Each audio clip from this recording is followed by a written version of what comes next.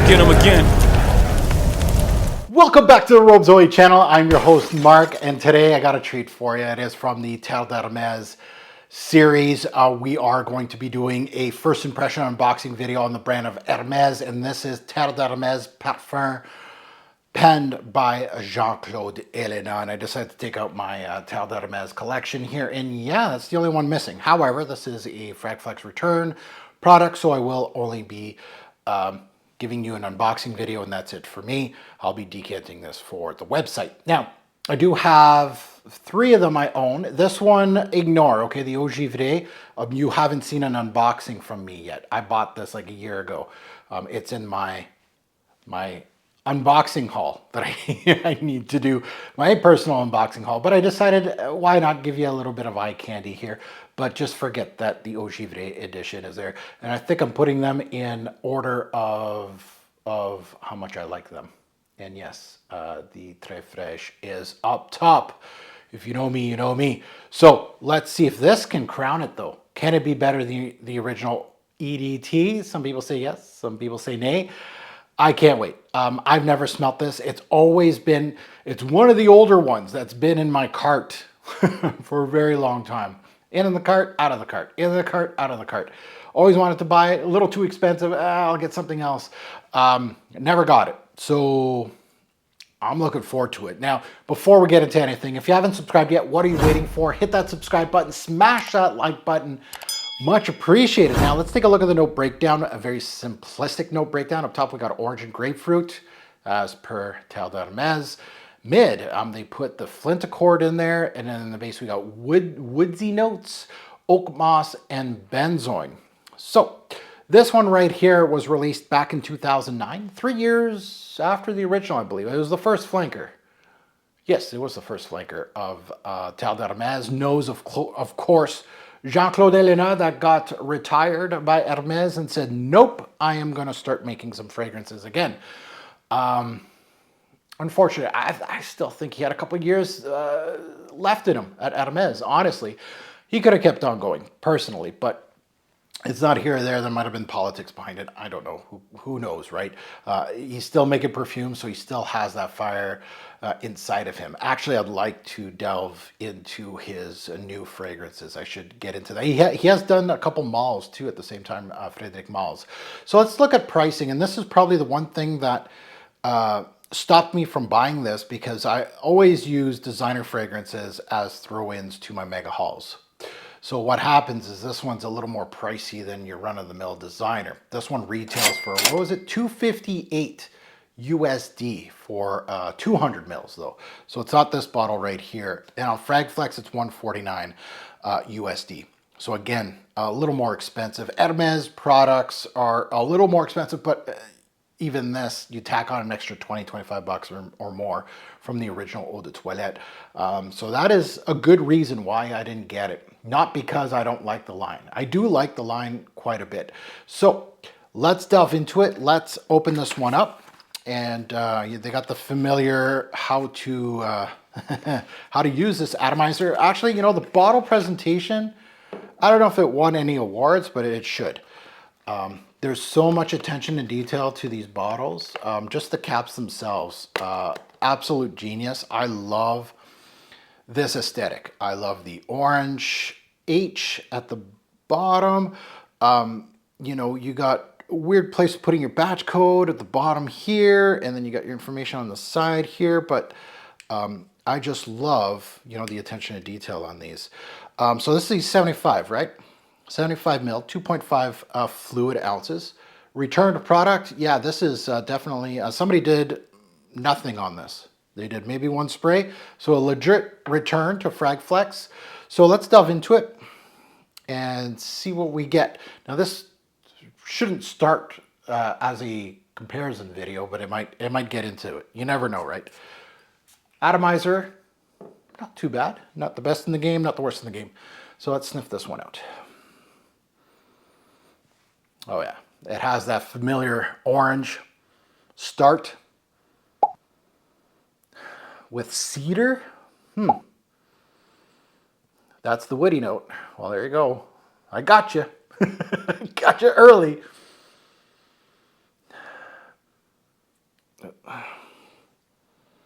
There's a green herbaceous piece in here. Oak moss? No, it's not oak moss. Oak moss is green. It's not like that. It really is almost minty to my nose. I would have to go take a look at the Hermès website and see the official note breakdown. I pulled mine from Fragrantica, which it's always like a... If you're basing your fragrance reviews on the note breakdowns of Fragrantica, you're gonna be wrong half the time, give or take. Yeah, there's something minty green herbaceous in here, absolutely, in this top note, and it's not oak moss. And it's actually a nice little addition. Geranium. I'm trying to think like what would give. Maybe it is mint. I'm trying to think of notes that Elena would utilize. Anyway, but there is. Let's put this on skin too. It's a good rendition, right? I was expecting. There's one thing that for. And I want to say this lightly, but coming from Hermès, usually you're getting quality. The build, right? With Elena at the same time, together. His tenure at Hermès was, he saved the company. Honestly, if you take a look at what Hermès was doing, and I don't mean like the classics. I mean they were slowly dying a slow death in like before Elena showed up. They weren't really doing much with their fragrance line. He saved the fragrance line, honestly. That's why I like him so much. Yeah, so there's something very much herbaceous, light green in here, almost minty to my nose with the orange. There's a little bit of sparkling grapefruit, but the grapefruit isn't primarily like some of the fresher ones where it really gives you that tartness, and it's not there.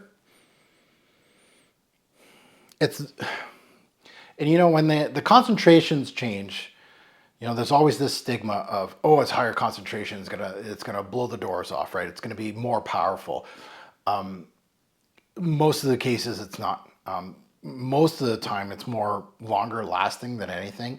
The fragrance have more density to them. They're flatter. That's how I feel like when you're looking at the eau de toilette versus the EDP versus, you start seeing that there's a density there. There's a change in density in the notes. They're much thicker, and the fragrances usually last longer, but they don't have that projecting quality that perhaps the eau de toilette has. So there's that stigma, right? Oh, I'll get the EDP instead of the eau de toilette because it's going to last longer. It's going to give you more. And honestly, that's far from the truth. This one right here is exactly where I thought it was going to be. Like it's lighter than the eau de toilette, I feel. It's dense, but it's not overly heavy as a scent. Yeah, it still has that Terre d'Hermès magic that the original eau de toilette has. So you can wear this like in a spring gloomy day. That's like the best time to wear the eau de toilette is in the spring. And again, fall, same thing, like a tweener fragrance, and it's one of the best in the game for that. I'm not saying that you can't wear it in the other seasons. Actually, it's very versatile as a scent personally. But a gloomy, rainy night, this kind of scent profile would work very well. But it is, true to what I was saying earlier, that it's flatter than the original. The original has some jagged edges that Elena put in. There's some interesting parts, and there's a little pause on this note, and you can tell this other note, there's volumes to it. This feels more zoop, more, there's no real high-low volumes. There's no jagged edges. It's more classy, perhaps. Yeah, so it's flatter than the original. More cedar than vetiver here. So there was more rootiness in the eau de toilette. You can feel that earthiness and that. I'm not saying that there's none in here, but and what do I mean that there's no earthiness? As far as rootiness, I'm not sensing any. I'm sensing cedar. That's what and it's a good cedar. There is some spicy facets, but again, not as rugged as the eau de toilette. There's earthy facets, but it's very minimal. And again, there's more in the eau de toilette. But there is that flinty, stone-like quality that's still there. So the idea is still there, lurking. But I think Elena, what he did with this particular project, and I could see why people would enjoy the Parfum edition versus the Eau de Toilette version, is because it feels classier, it feels cleaned up, it feels denser, and it's classier, right? Not that I wouldn't wear this with a suit, but I can definitely see myself wearing this with a suit because it doesn't have that. Yeah, it's very much a polished perfume. And I feel, and this is just me looking 25 years from now, 20 years from now, and people talking about the classics and the ones that will survive, right? 20 years from now, guess what? A lot of these discontinued, will be discontinued, right? This may survive this. These might be the two left. Honestly, I don't care how many more flankers they're going to get. This is one of those scents that I feel like this is timeless, classic. And I see why people would prefer this over this because you can see the longevity in this fragrance. And I don't mean that as longevity in projection. I mean longevity in 20 years from now. People may still be talking about this. And they may actually, when they're talking about Terre de Hermès 20 years from now, they may be actually talking about this one and completely forgetting about this one. Like, it sounds like a joke right now, but honestly, I could see longevity in this one just because of the balance of the notes and the way that it's portrayed. This has that little wow factor, that little oomph to it, right? It's still timeless to this day, but I feel like this is better. And now that I know what I'm dealing with, you know, that extra 20, 25 bucks, I should have spent it. And again, it's not off the market, so I may get myself like a little 75 ml like this. It's perfect. It's a little cheaper, right? I don't need to get a big bottle of this stuff. I'm happy with this one. So at the end of the day, it is an Hermès product. It is a Jean-Claude Elena product. You're not going to expect a fragrance review from me that it's going to be super polarizing from Hermès and Elena. It's always fun to dissect these. 90% of the time, you're going to get a quality product, right, from Elena and Hermès. It's very rare that I'll be like, So this one, where I would slot it in, I think I would put it, honestly, like right above this. I'd put this guy down a little bit, Givre, and I'd put these two together. But this one, if I had another shelf, I'd put it right here. It might actually even beat this one eventually. I still like the transparency of that one, though. Yeah, both great. And I include that one. All three great. This one is okay. But we still need to unbox that one on the channel. Now that you heard my take, I'd love to see yours in the comments below, right? There's a lot more people more qualified than me that are in my comments below in regards to this release right here. Comparisons, things like that. You tell me if you prefer the Eau de Toilette versus the Parfum edition. Love to hear it. If you want to do a tier list, right, which one's the best, I'm always open to that. But at the end of the day, very impressed, very happy with this. What kind of score would I give it?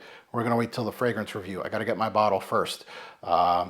Too early for a score, but honestly, very, very solid. Very solid from Hermès. It didn't disappoint. It was exactly where I thought it was going to be. Very well polished would be a good word for it. As always, a great pour fragrance will make a lasting impression. Choose your Terre d'Hermès release wisely. Thanks for watching, YouTube. Have a good one.